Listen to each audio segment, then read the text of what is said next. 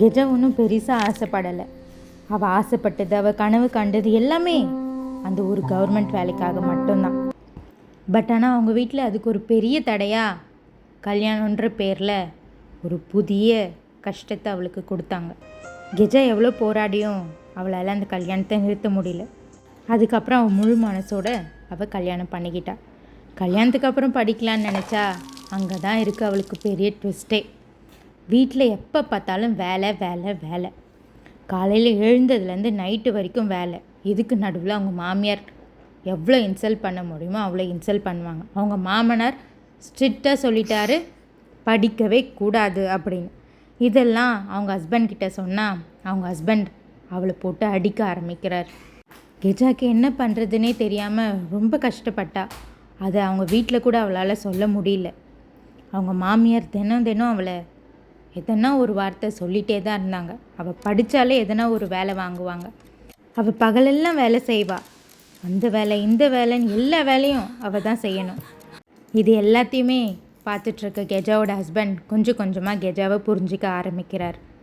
அவர் அவங்களோட கனவுக்கு கொஞ்சம் கொஞ்சமாக சப்போர்ட் பண்ண ஆரம்பிக்கிறாரு. கெஜாவை இந்த உலகமே இவள் ஒரு அடமெண்ட்டான பொண்ணு, யாரையும் மதிக்க மாட்டா அப்படின்ற மாதிரி தான் பார்க்க ஆரம்பிச்சுது. கெஜா எவ்வளவோ சொன்னா, நான் படிக்கணும், எனக்கு கவர்மெண்ட் வேலை ரொம்ப முக்கியம், அதுதான் என் லட்சியம் அப்படின்னு. ஆனால் அவங்க வீட்டில் யாருமே ஒத்துக்கலை. கடைசியில் அவங்கள வீட்டை விட்டே வெளியே அனுப்பிச்சிட்டாங்க.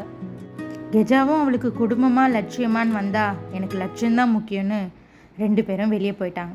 ஒரு சின்ன வாழ்க்கை, சின்ன வீடு, மனசுக்கு பிடிச்ச மாதிரி சந்தோஷமாக வாழ்ந்தாங்க. அவள் கஷ்டப்பட்டு படித்து எக்ஸாம் எழுதினா. அந்த எக்ஸாம்லேயும் அவள் நல்லபடியாக பாஸ் ஆகி அவள் ஆசைப்பட்ட மாதிரி அவளுக்கு கவர்மெண்ட் வேலை கிடச்சிச்சு. அவள் ரொம்ப சந்தோஷமாக ஃபீல் பண்ணாள். இதே உலகம் அப்போ கெஜாவை வேறு மாதிரி பார்த்துச்சு, இப்போ ரொம்ப பெருமையாக பார்க்குது. கடைசியில் அவங்க மாமியார் வீட்டிலேருந்தே கெஜாவை வர வச்சாங்க.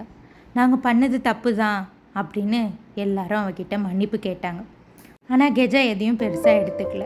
அவள் மனசில் இருந்தது எல்லாமே ஒரே ஒரு விஷயந்தான், அவள் லட்சியம் மட்டும்தான். கெஜா மாதிரி நிறைய பேரோட வாழ்க்கையில் நடந்திருக்கும். குடும்பத்துக்காக அவங்களோட லட்சியத்தை விட்டு கொடுத்துருப்பாங்க. ஆனால் கெஜா அவளோட லட்சியம்தான் முக்கியம்னு போராடினான். கடைசி வரைக்கும் போராடி அதில் அவள் வெற்றியும் பெற்றா. நம்ம கனவுக்காக நம்மளே போராடலன்னா யார் போராடுவாங்க? இதுவே அவள் ஆசைப்பட்ட மாதிரி அவளுக்கு கவர்மெண்ட் வேலை கிடைக்காம இருந்திருந்தா அப்போ இந்த உலகம் அவளை வேற மாதிரி பார்த்துருக்கோம். எதுவாக இருந்தாலும் எதுலையா இருந்தாலும் நம்ம ஜெயிக்கணும், போராடி ஜெயிக்கணும். அப்போ தான் இந்த உலகம் நம்மளை திரும்பி பார்க்கும்.